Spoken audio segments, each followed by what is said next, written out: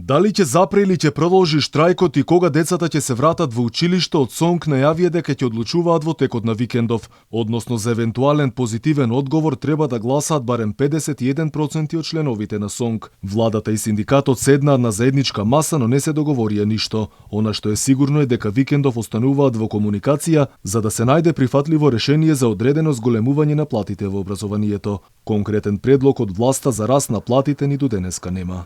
Добивме некои информации кои што повторно не се врзани со тврдо утврдување на процент.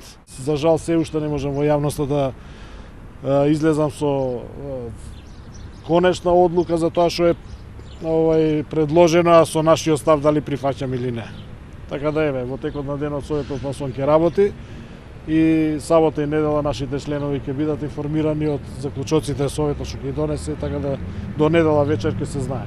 На состанокот во владата се разговарало веднаш да започне диалог со активно учество на синдикатот за трајно решавање на континуираниот раст на платите. Во меѓувреме во дел од основните училишта во земјава на разговори одат заменски наставници во случај штрајкот да продолжи. Просветарите се надеваат дека ќе се најде решение во текот на викендов. Во текот на вчерашниот ден испратија листа со заменски наставници. Ние успеавме да ги исконтактираме најголем дел од нив, но веднаш да ви кажам дека интересот беше исклучително слаб. Ни случајно дека тие заменски наставници би можеле да ги заменат редовните наставници, особено во оделенска настава, каде што знаете на таа возраст дечињата се приврзуваат за учителката, за наставничката.